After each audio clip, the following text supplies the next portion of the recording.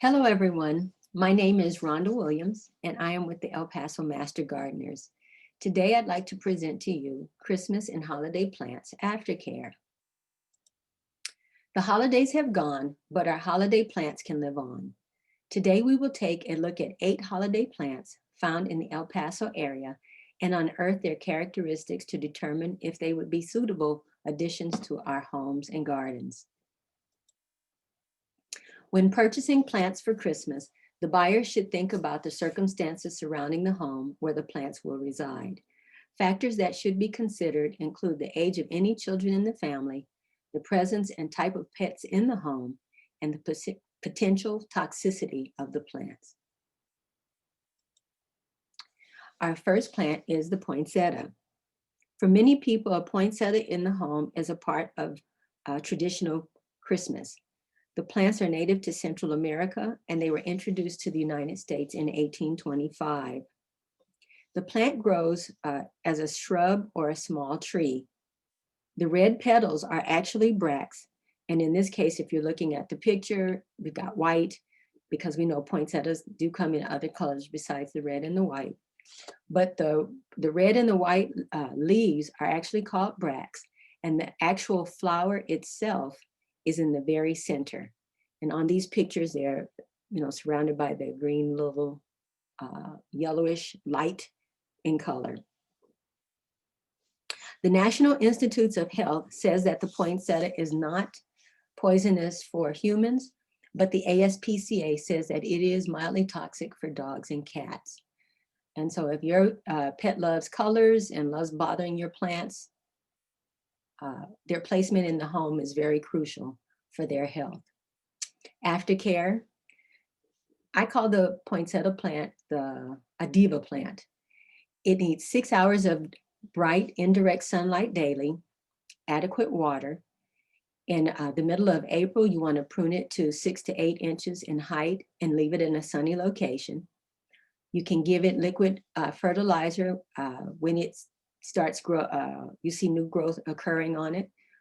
And then when the nighttime temperatures remain above 50 degrees Fahrenheit, you can put the plant outdoors. But putting it outdoors is a process. You want to place it in a shady spot first and increase its exposure to direct sunlight until it becomes fully acclimated to the sun. Once it is fully acclimated to the sun, then you want to put it into a larger container.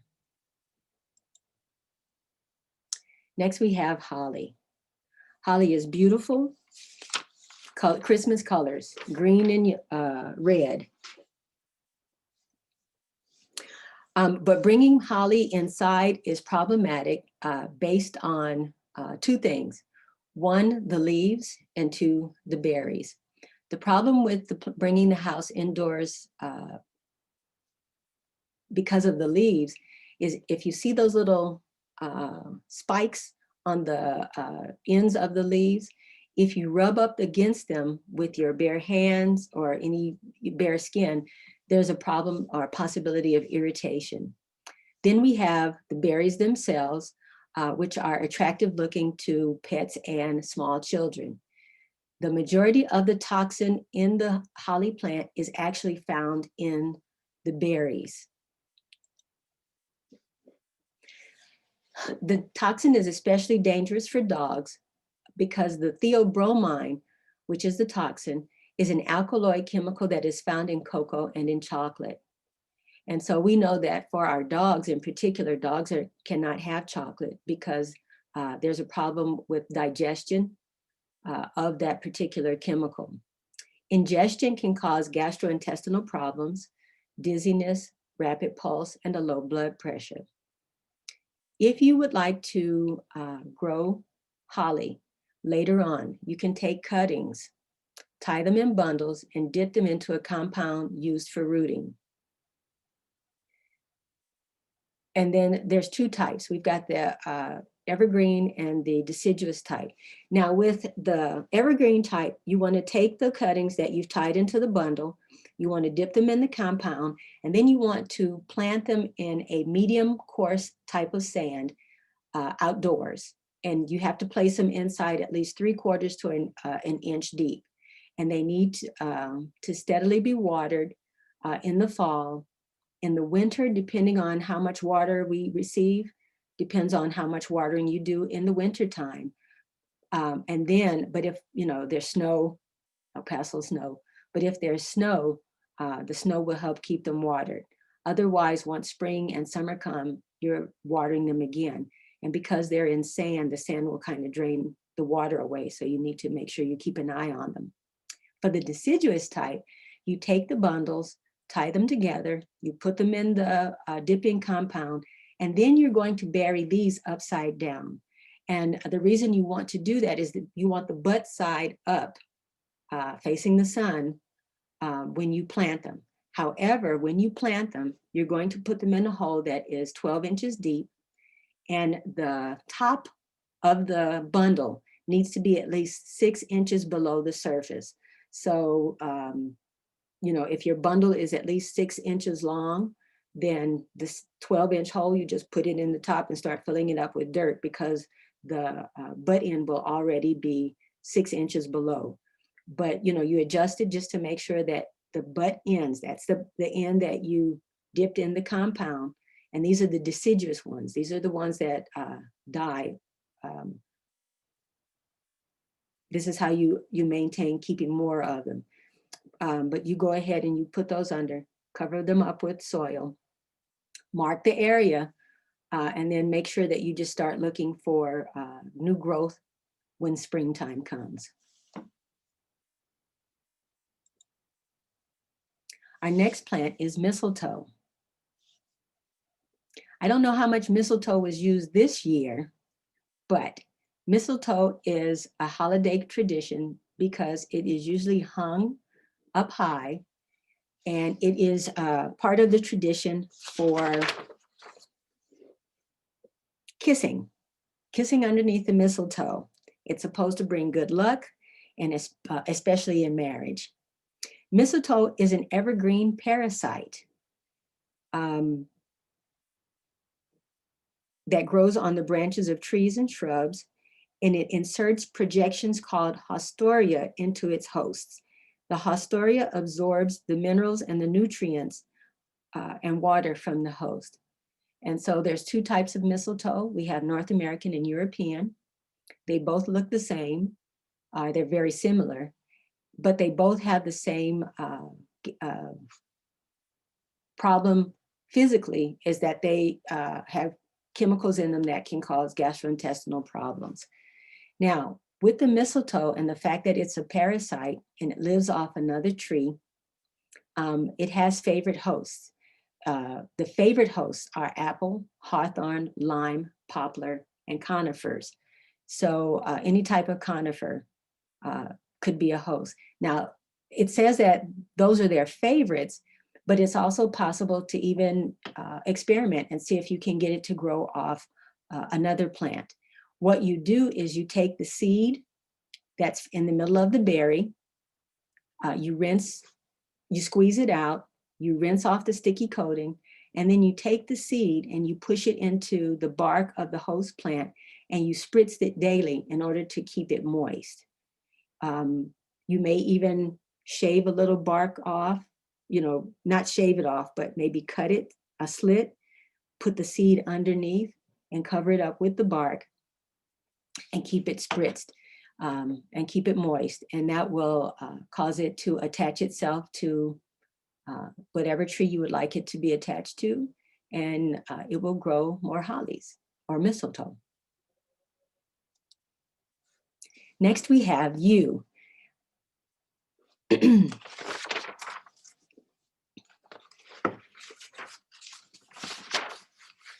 yew is an evergreen tree or a shrub that has needles for leaves, and it bears colorful red berries. And to me, the berries look like red olives. Yews are conifers or cone bearers. The berry is actually a structure called an aril that develops from a modified cone scale. Each aril surrounds one seed. And so you can see that the seed is on the inside.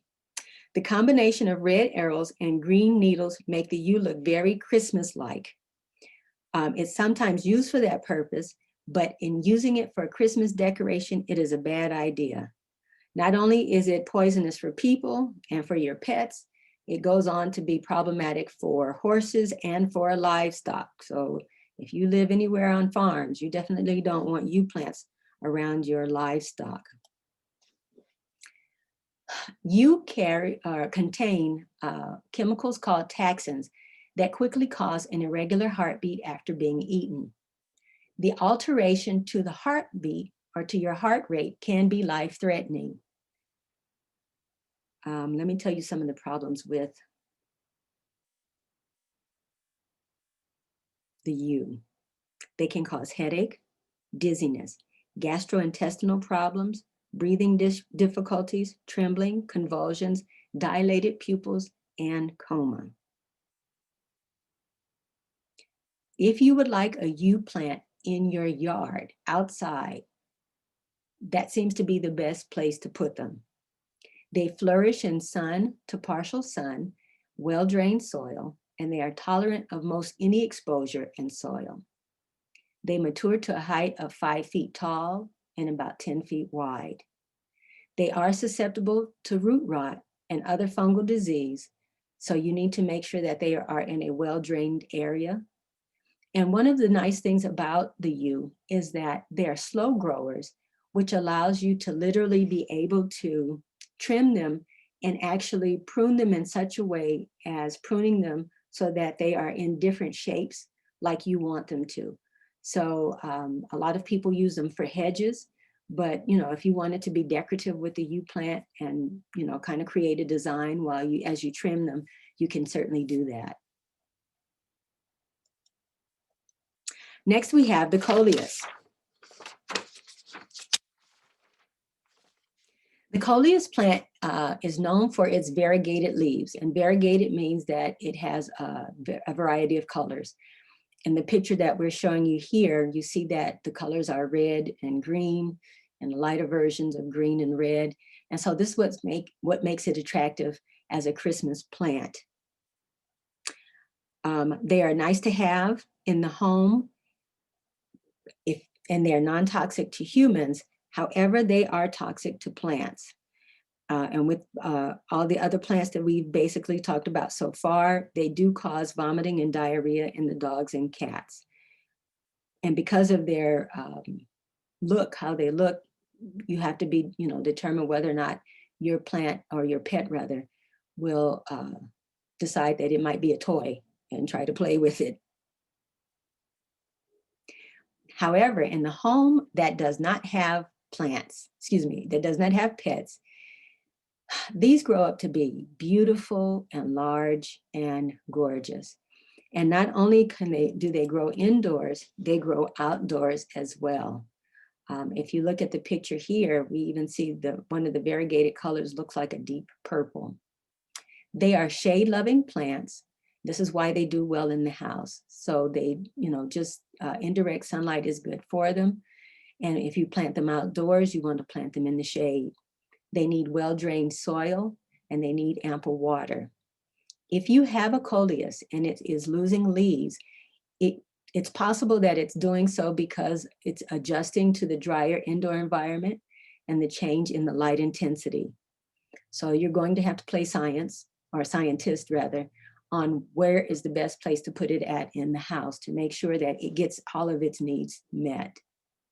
You want to prune the stems back to encourage new growth, and you want to place the plants near a large window or about 6 inches below a source of artificial light. Also, you can take the Coleus leaves, take a few off, snap a few off, put them in water, and they will develop roots. Once they have a nice amount of roots, you can take those, plant them in soil, and create more Coleus plants for your home.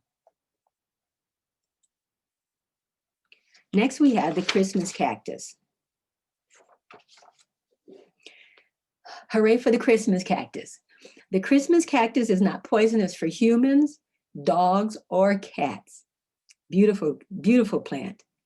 The cactus, this cactus is long-lived and it's very easy to care for. It's available in pink, red, purple, orange, yellow, or white flowers. The stems are made of flat, leaf-like pads joined to each other in a chain. The stems are green and carry out photosynthesis. The cactus has no leaves. When the plants are in flower, they should be kept in bright, indirect light. Day temperatures of 70 degrees Fahrenheit and evening temperatures of 60 to 65 degrees Fahrenheit are considered ideal. Be sure to water them thoroughly, but let the plant dry slightly between waterings. It is especially important not to let the soil get too dry during the flowering season.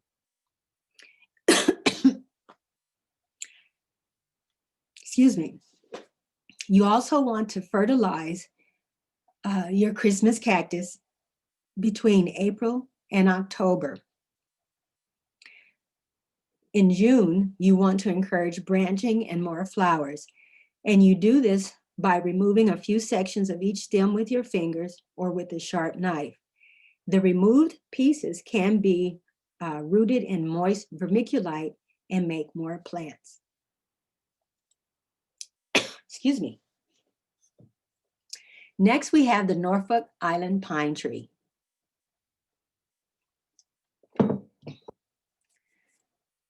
The Norfolk Island pine tree is not really a pine tree, but it's brought into the home and it's used as miniature Christmas trees.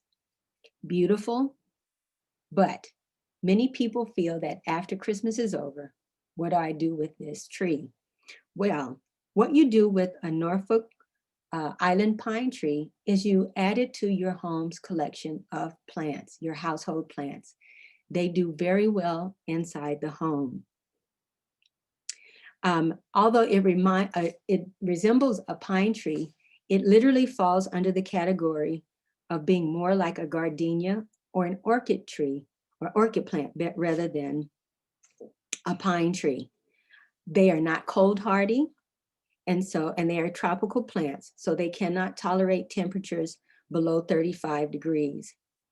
It is also good to keep them away from cold drafts.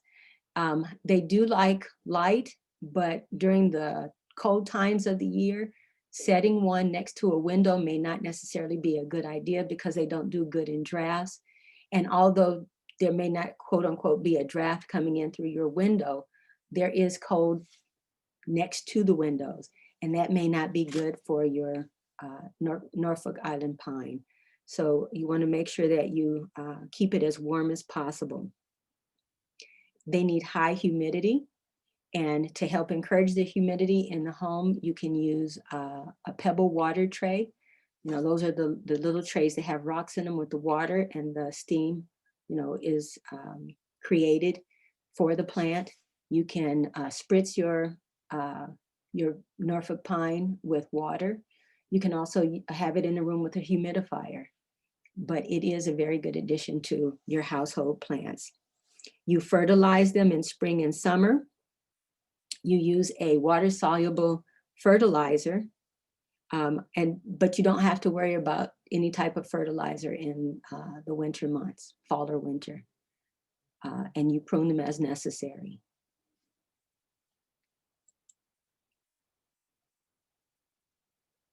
Also, you want to make sure when you're watering them, make sure that the top of the soil feels dry to the touch when you water. So you want to make sure you water. It is not a tree like a pine tree. It is not hardy like a pine tree. So you have to remember that it is more like orchids or gardenias. So too much water can be problematic. It's a diva tree. Next, we have the Amaryllis. The Amaryllis produces clusters of beautiful trumpet-shaped flowers that come in a variety of lovely colors, including deep Christmas red.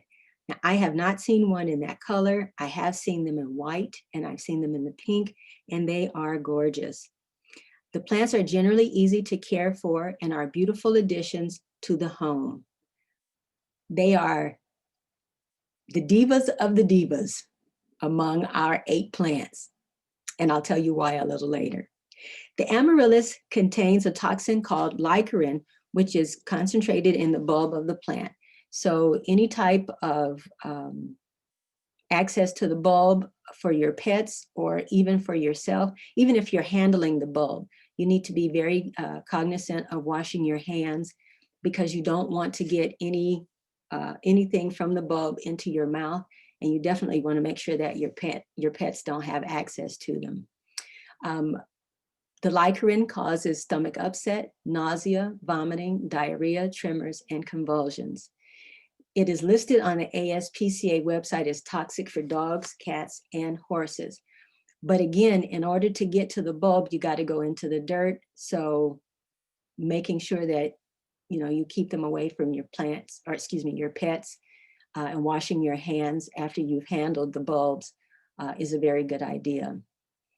The aftercare for the Amaryllis, you want to cut off the flowers when they fade. And in the picture, you see that the leaves, there's developing leaves, and you don't see any flowers. And that's because you want to remove the whole flower stalk when it turns yellow. When it turns completely yellow, that's when you remove the flower stalk. After it has finished blooming, place it in the sunniest place possible inside the house. It will continue to grow long, smooth leaves and promote photosynthesis. So when there's no flowers on it, but just the green leaves, put it in the sunniest place that you can. Make sure that you continue to keep it evenly watered, fertilize it regularly, and you want to use an all-purpose house plant fertilizer. Now, the reason I call the Amaryllis the diva of the divas is because I was given an Amaryllis plant. Beautiful plant, beautiful plant. But Amaryllis, when it has flowers on it, do not transfer well. When you start seeing the flowers on the Amaryllis plant, leave it where it is. There are so many flowers that will grow on one particular stalk that it's heavy. And if you move it, the change in gravity will cause the stem to break. And so I was given one that had 5 flowers on one stem. I did everything I could to get it home safely, and it broke. And so the only thing I could do was take the flowers and put them in water, and I enjoyed them that way. But then I had to go ahead and prune the plant or the stalk where the flowers had once been. But they are a beautiful addition to your home as well. Just a matter of making sure that you put them in the correct place and in the right lighting. This concludes Christmas and holiday plants aftercare. The El Paso Master Gardeners are committed to bringing our community more educational opportunities to enhance and encourage your gardening experience. Visit our Facebook page and our website for upcoming events.